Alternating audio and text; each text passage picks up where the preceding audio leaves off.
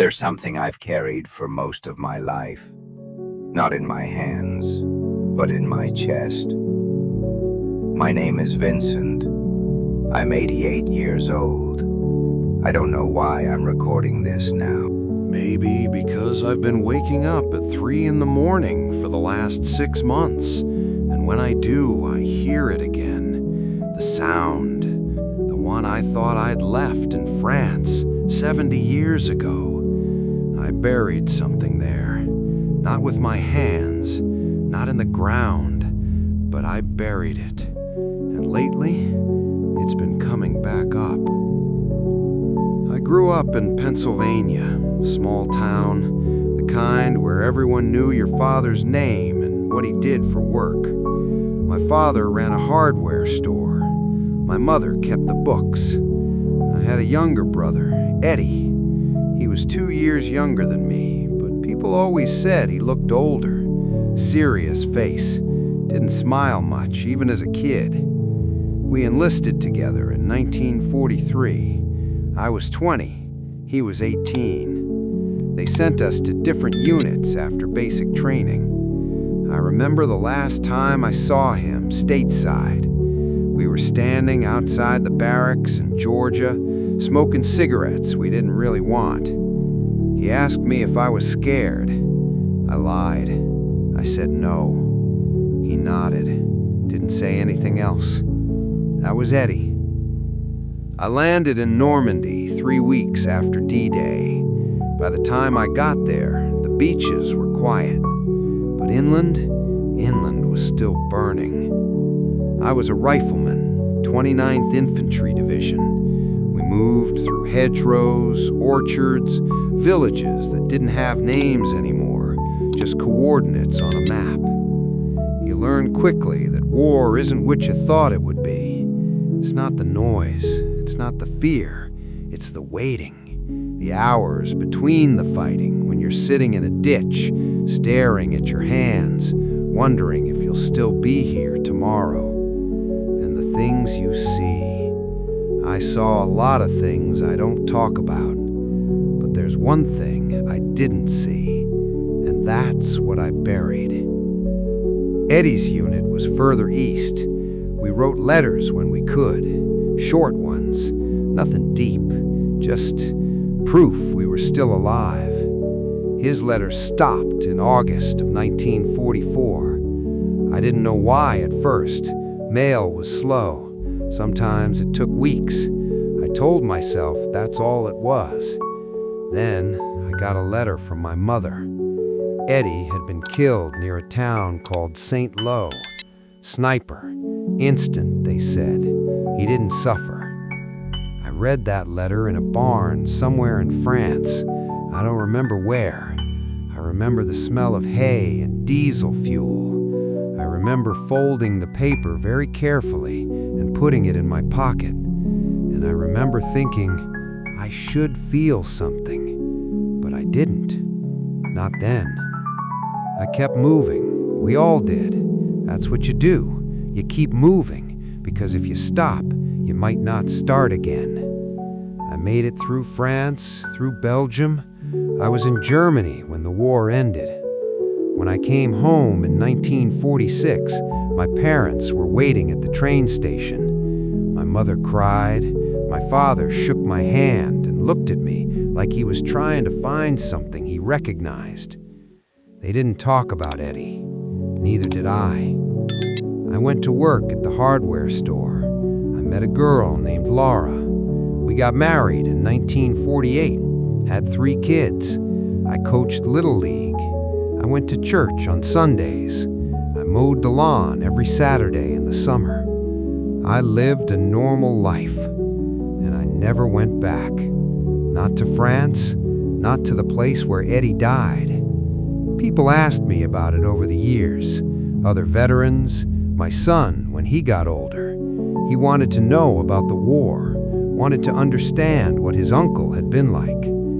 I told him Eddie was brave, that he was a good soldier, that I was proud of him. I never told him I didn't go to where he fell.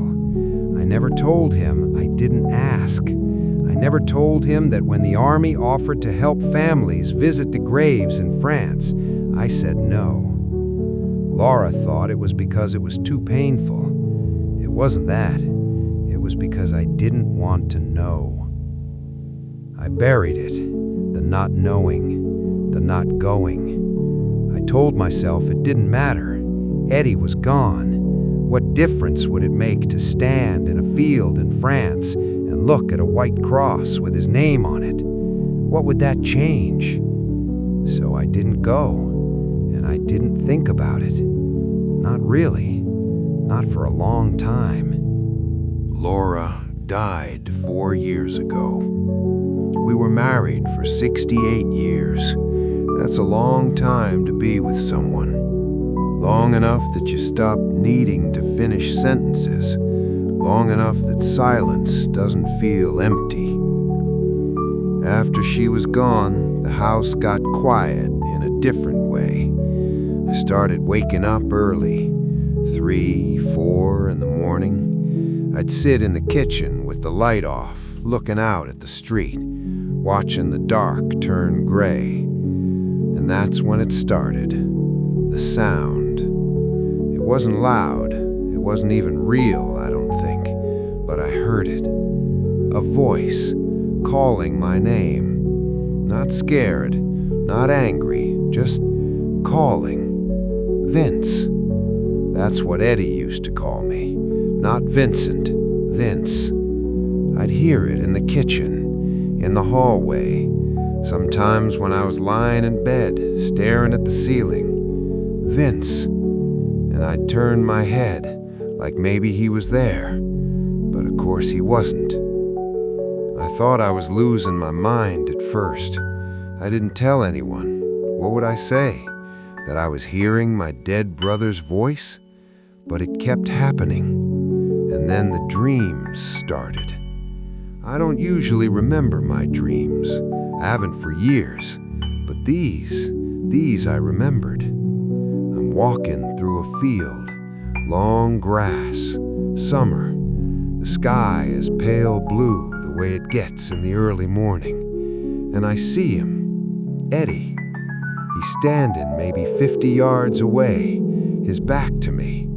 He's wearing his uniform, the same one from the last time I saw him in Georgia. I call out to him. He doesn't turn around. I start walking faster. The grass is thick. It pulls at my legs. I'm calling his name, but he doesn't move. And then I wake up. I had that dream 6 times in 2 months. Always the same. Always him standing there. Always me trying to reach him. I told my daughter about it. She's the oldest. She lives 20 minutes away. She comes by once a week to check on me. She said maybe I should talk to someone, a counselor.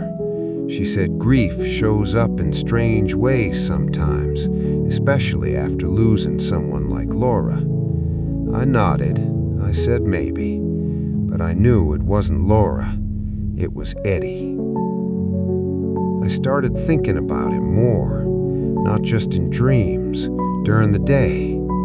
I'd be doing something ordinary, making coffee, folding laundry, and I'd stop, and I'd think, where is he? I knew where he was. I knew he was buried in Normandy American Cemetery. I'd known that for 70 years, but I'd never seen it. I'd never stood there. And suddenly, that felt wrong. Not just wrong, unforgivable. I don't know what changed. Maybe it was age, maybe it was the quiet, maybe it was hearing his voice in the dark and realizing I'd spent 70 years not listening. But I started looking things up. I got on the computer. My grandson set it up for me a few years ago, and I found the cemetery website. They have a database. You can search for names. I typed in Edward Vincent Caruso, and there he was. Plot D, row 12, grave 23. I stared at that screen for a long time. My daughter didn't understand at first when I told her I wanted to go. She said, "Dad, you're 88. That's a long flight. Are you sure?" I said yes. She asked why now, after all this time. I didn't have a good answer. I just said, I need to. We went last September. My daughter came with me. She didn't ask a lot of questions.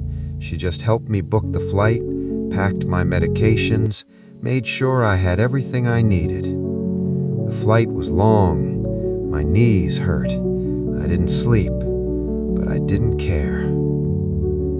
The cemetery is beautiful. I wasn't expecting that. It's on a bluff overlooking Omaha Beach. Rows and rows of white crosses, perfectly aligned. The grass is green. The sky was gray the day we went, but it didn't matter. It's quiet there, peaceful. We walked slowly. My daughter held my arm. A staff member helped us find the grave. And then we were standing in front of it. Edward V. Caruso, Pennsylvania, August 2nd, 1944. I stood there for a long time. I don't know how long. My daughter stayed a few steps back. She didn't say anything. I thought I'd cry. I thought I'd feel some kind of big release, some kind of closure. But I didn't. I just felt late. I knelt down. My knees don't work like they used to, but I got down on the ground in front of that white cross, and I put my hand on it. The stone was cold, smooth. I said his name out loud. Eddie. That's all I could get out at first. Just his name. I don't know what I expected. Maybe I thought being there would answer something. Maybe I thought I'd understand why I waited so long. But standing there, looking at his name carved into that stone, all I felt was the weight of all the years I didn't come. All the years I told myself it didn't matter. All the years I buried it. My daughter asked me later, on the plane home, what I was thinking about when I was kneeling there. I told her I was thinking about the last time I saw him, that moment outside the barracks in Georgia, him asking if I was scared, me lying. I told her I wished I'd told him the truth. She asked what the truth was. I said that I was terrified and that I didn't want him to go.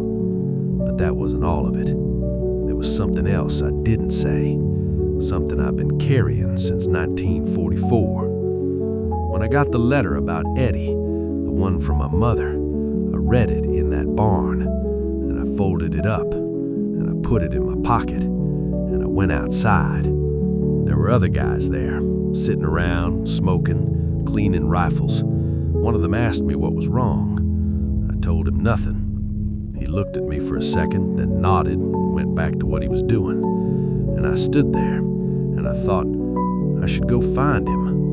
I didn't know where Eddie had been killed, not exactly, but I knew the general area, St. Lo. I could have asked. I could have tried to get information. Maybe I could have gotten leave. Maybe I could have found the spot. Maybe I could have done something. But I didn't.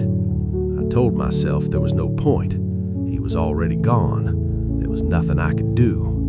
And that was true, but it wasn't the whole truth.